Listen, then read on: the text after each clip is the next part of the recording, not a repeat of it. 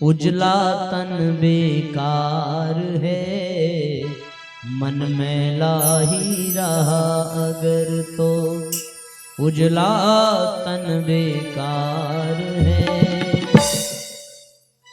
जनहित में जो लगा न जीवन वह जीवन बेकार है, वह जीवन बेकार है, वह जीवन बेकार है। मन मैला ही रहा अगर तो उजला तन बेकार है, मन मैला ही रहा अगर तो उजला तन बेकार है। जनहित में जो लगा न जीवन वह जीवन बेकार है, वह जीवन बेकार है, वह जीवन बेकार।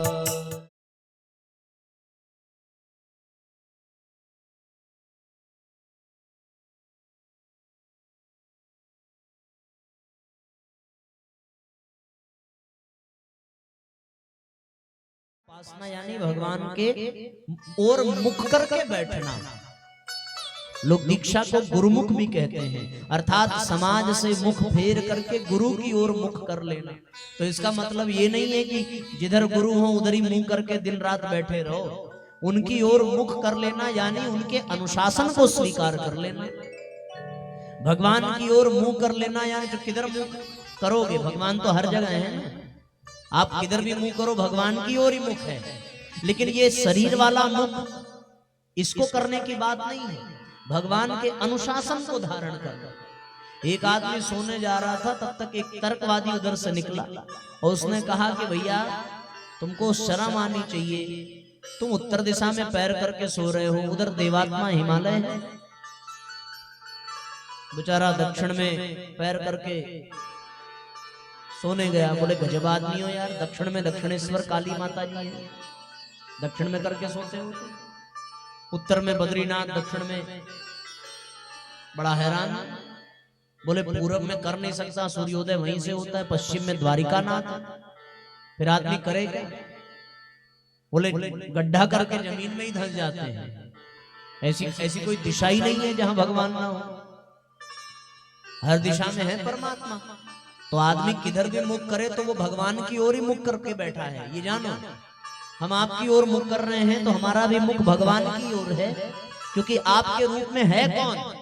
नमोस्तवनंता ये सहस्त्र मूर्तये, ये सहस्त्र मूर्तियां ही भगवान की तो मूर्तियां हैं। अब आप में से भगवान निकल जाएं तो फिर आप यहाँ बैठे नहीं सकते। सहस्त्र पादा सहस्त्रों चरण है, सहस्त्र नामने पुरुषाय शाश्वते, सहस्त्र नाम धारण कर स्वयं विराट स्वरूप में परमात्मा ही बैठते हैं। इसीलिए जनता को जनार्दन कहा जाता है। तो हमारा भी मुख तो भगवान की ओर, आपका मुख भी भगवान की ओर। तो इस तरह से मुंह करके बैठना ये नहीं, इसका आध्यात्मिक और इसका दार्शनिक अर्थ ये है कि हम उनके अनुशासन को मानने लगे। इसीलिए दीक्षा संस्कार में अब तो ये परंपरा बंद हो गई। पहले दीक्षा में, संन्यास में, वानप्रस्थ में मूड मुड़ाए जाते थे। ये मूड क्यों मुड़ाए जाते थे, या बचपन में मुंडन संस्कार क्यों कराया जाता था? इसीलिए कराया जाता था कि इसको मूड़ देना यानी मोड़ देना। मुंडन का तात्पर्य मुड़ना था कि अब तक हम संसार की ओर थे, भगवान की ओर मुड़ जाएं, इसलिए मुंडन कराया जाता था। अच्छा, बाल मुड़ा लिया लेकिन स्वयं मुड़े नहीं, तो फिर बाल मुड़ाने से क्या फायदा? एक ने कहा कि मूड मुड़ाए 3 गुण, सिर की मिट जाए खाज, और लोग खाने को बढ़िया मिले, लोग कहें महाराज, इसलिए मूड मुड़ा लो। तो इसलिए मूड न मुड़ाओ कि लोग महाराज कहें, बढ़िया भोजन मिले, बल्कि मुंडन का तात्पर्य था मुड़ जाना। जीव जब जन्म लेकर आता है तो पूर्व जन्म की कुप्रवृत्तियों से मुड़कर वो मनुष्यता की ओर मुड़े, इसलिए बचपन में मुंडन कराया। सन्यास इसलिए कराया कि दीक्षा में मुंडन इसलिए कराया कि संसार से मुड़कर गुरु की ओर मुड़ो, भगवान की ओर मुड़ो। अब तक बहुत दुनिया में खोज लिया, अब अपने भीतर खोजो और अपने ऊपर जो आवरण है उस आवरण को हटाओ। वो गीत भी आपने सुना होगा कि भगवान मिलेंगे कैसे जब तक अंदर मैल है। हमने आंगन नहीं बुहारा, कैसे आएंगे भगवान। चलो एक पंक्ति गुनगुनाते हैं, पूरा भजन तो नहीं सुनाएंगे, विषय आगे बढ़ाना है। हमारे साथ तो यही समस्या है, हम जिस विषय में प्रवेश करते हैं तो फिर उसी में रह जाते हैं। अब ये सब कल पूरा हो जाना चाहिए था, पर हम लोग पर प्रयास ये है कि जिस विषय को उठाया जाए उस पर इतना गंभीरता पूर्वक चिंतन किया जाए और हर आयाम से किया जाए ताकि वो हृदय में बैठ जाए। हमने आंगन नहीं बुहारा, कैसे आएंगे भगवान, कैसे आएंगे भगवान। हमने आंगन नहीं बुहारा, कैसे आएंगे भगवान, कैसे आएंगे भगवान। मन का मैल नहीं धोया तो, मन का मैल नहीं धोया तो, कैसे आएंगे भगवान, कैसे आएंगे भगवान। मन का मैल अगर धो लो तो, मन का मैल अगर धो लो तो, दौड़े आएंगे भगवान, दौड़े आएंगे भगवान। ओ निर्मल मन जन सो मोहि पावा, निर्मल मन जन सो मोहि पावा। मोहि कपट छल छिद्र न भावा, मोहि कपट छल छिद्र न भावा। कबीरा मन निर्मल भया, जैसे गंगा नीर। हरि पाछे पाछे फिरे, कहत कबीर कबीर। तो यदि भीतर का मैल हट जाए तो आत्मा का प्रकाश स्वतः प्रस्फुटित हो जाता है और इस आत्मा के प्रकाश को जागृत करने की प्रक्रिया ही साधना कहलाती है। जिसने स्वयं को साध लिया, जिसने स्वयं को जान लिया, उसकी साधना पूरी हो जाती है। फिर उसे कुछ करने की आवश्यकता नहीं पड़ती। फिर तो वो साधना के पथ पर चल करके उपासना को सिद्ध कर लेता है। परमात्मा के समीप बैठना ही उपासना है ना। तो साधना करके जब वो अपने आप को बिल्कुल निर्मल बना ले तो वो उसकी निर्मलता के कारण फिर ईश्वर उसके भीतर ही विराजमान हो जाता है और उसका हर आचरण, प्रत्येक क्रियाकलाप ईश्वर के द्वारा प्रेरित ही होता है। जैसे हनुमान जी ने स्वयं को निर्मल बना लिया और हनुमान जी ने निर्मल बनाया तो फिर उनके मुख से बार बार एक ही बात निकले कि राम काज कीन्हे बिना मोहि कहां विश्राम। अर्जुन ने स्वयं को निर्मल बना लिया तो अर्जुन के मुख से भी निकला क्या, करिष्ये वचनम तव। अब आप जो कहेंगे मैं बिल्कुल वही करूंगा। ये भाव प्रकट हो जाता है जब साथियों जीवन में साधना होती है।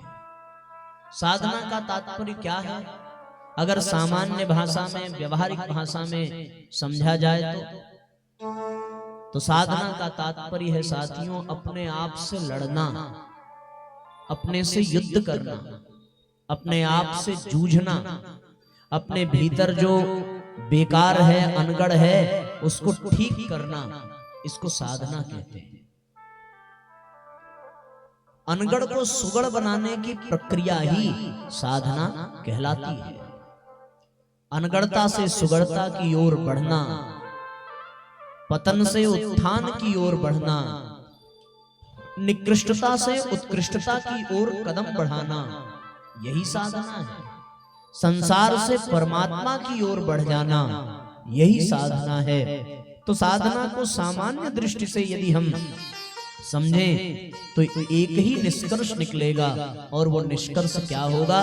वो निष्कर्ष होगा साथियों, अपने भीतर जो बैठा है उससे युद्ध करना। हमारे भीतर जो है वही तो हमें गलत कार्य के लिए प्रेरित करता है। उसी की प्रेरणा से हम बुराई की ओर बढ़ते हैं। संसार में अच्छाइयां भी हैं, संसार में बुराइयां भी हैं, पर बुराई की ओर जो लोग बढ़ जाते हैं वो अंदर से कमजोर होते हैं, क्योंकि वो अपने भीतर जो बुराई है उससे लड़ नहीं पाते, उससे जीत नहीं पाते।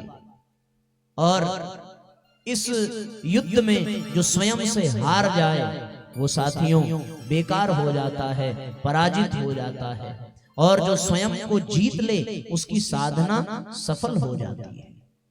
तो अपने भीतर के स्वरूप को जगाना और अपने भीतर अपने आप से युद्ध करना, स्वयं से लड़ना ही अपने आप को साधने के समान है।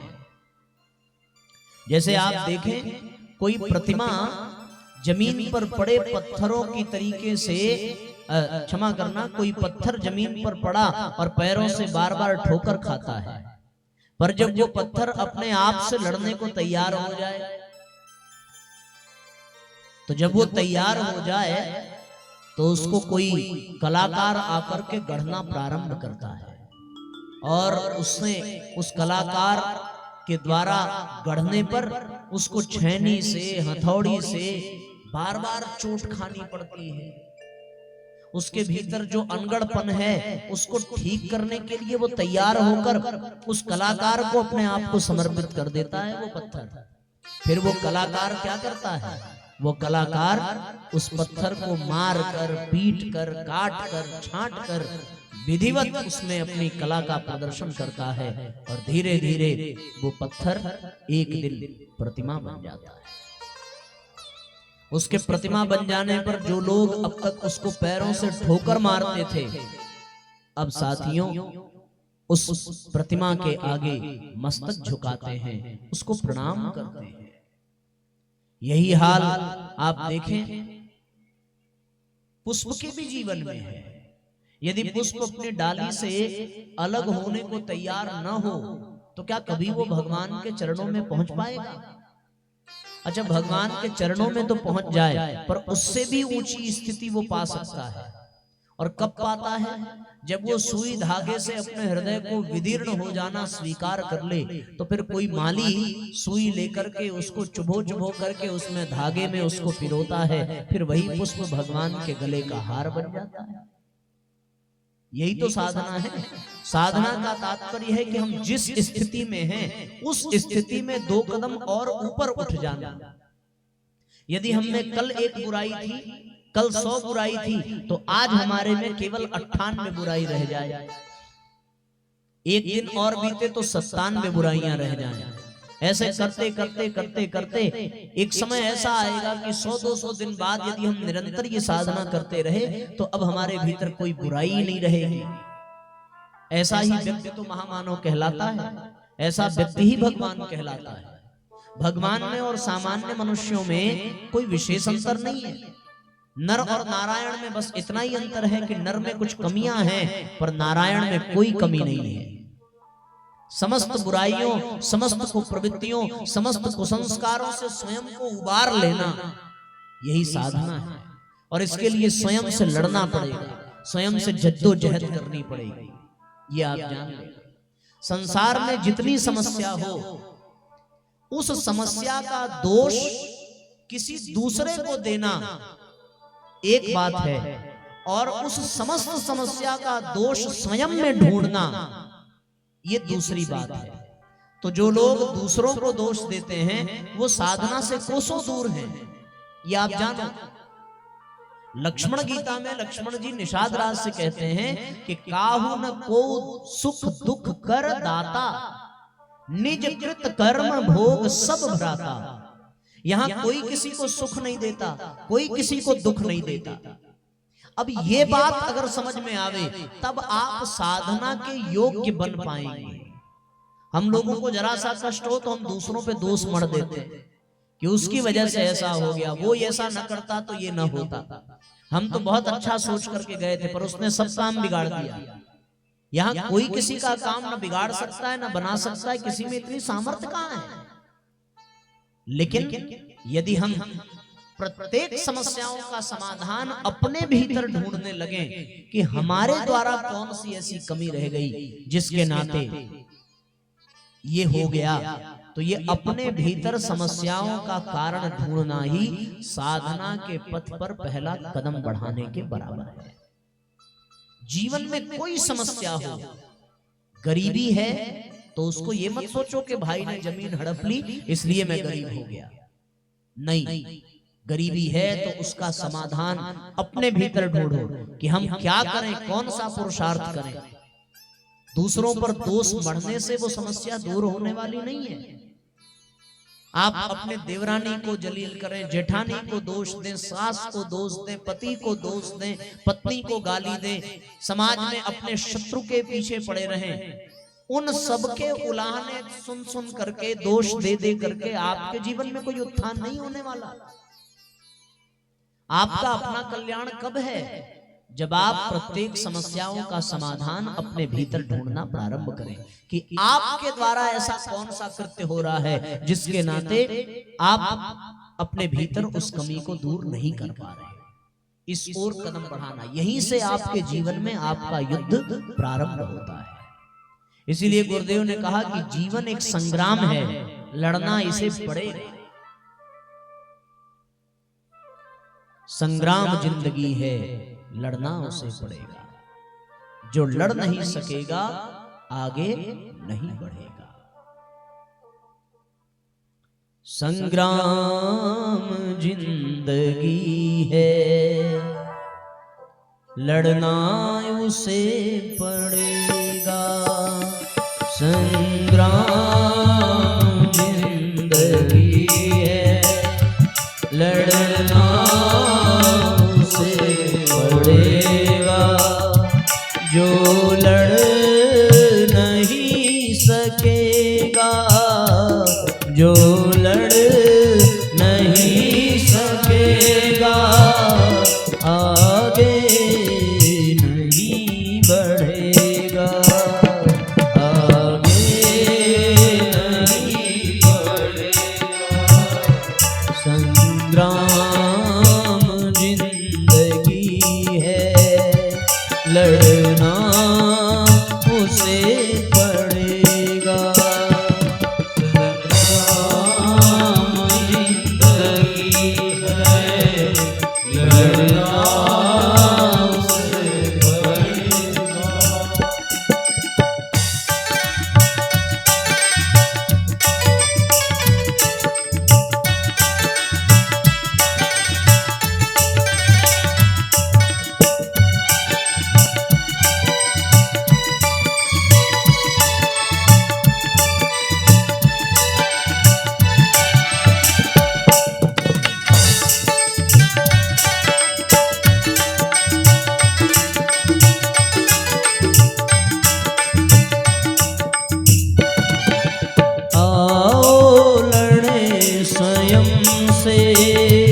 कलुषों से, कलमशों से आओ लड़े स्वयं से।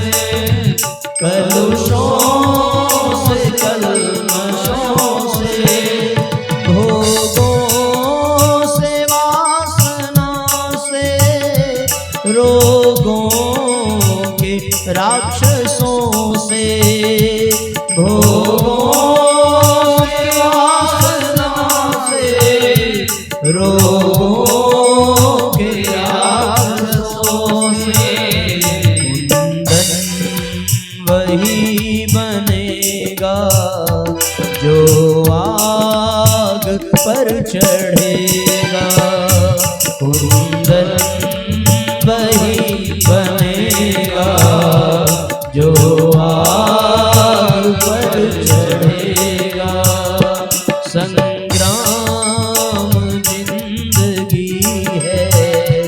लड़ना उसे पड़ेगा। संग्राम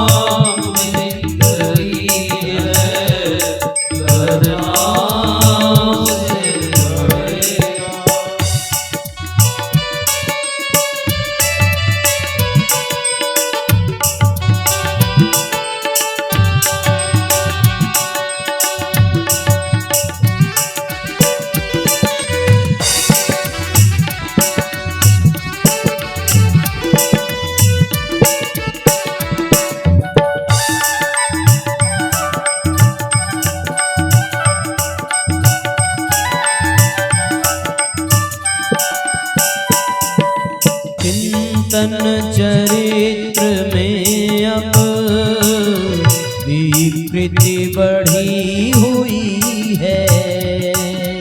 चिंतन चरित्र में अब प्रीति बढ़ी हुई है। चहुं ओर कौरवों की सेना खड़ी हुई है। चहुं ओर कौरवों की सेना खड़ी हुई है। क्या पार्थ इन क्षणों भी, क्या पार्थ इन क्षणों भी व्यामोह में पड़ेगा। संग्राम जिंदगी है, लड़ना उसे पड़ेगा।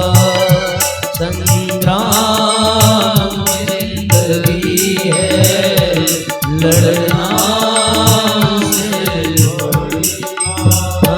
जो लड़ नहीं सकेगा, जो लड़ नहीं सकेगा, आगे नहीं बढ़ेगा। संग्राम जिंदगी है, लड़ना उसे पड़ेगा।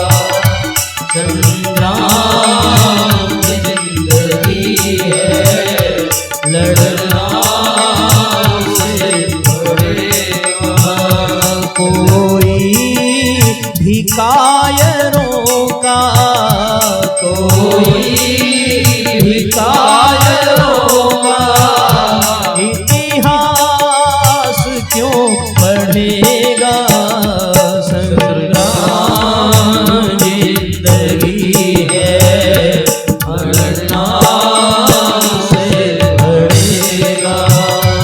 संग्राम जिंदगी है, लड़ना उसे पड़ेगा। ओ कुंदन वही बनेगा जो आग पर चढ़ेगा। कुंदन वही बनेगा जो आग पर चढ़ेगा। लड़ना उसे पड़ेगा, लड़ना उसे पड़ेगा। स्वयं से लड़ना ही साधना है। अपनी बुराइयों से लड़ना, अपने कमियों से लड़ना। संसार में बहुत से युद्ध हुए साथियों, ये जान लो। इस संसार में बहुत से युद्ध हुए, पर हर युद्ध का परिणाम केवल और केवल अशांति के रूप में ही मिला। लेकिन वो युद्ध जो संसार से नहीं स्वयं से लड़ा गया, उस युद्ध का परिणाम केवल और केवल शांति की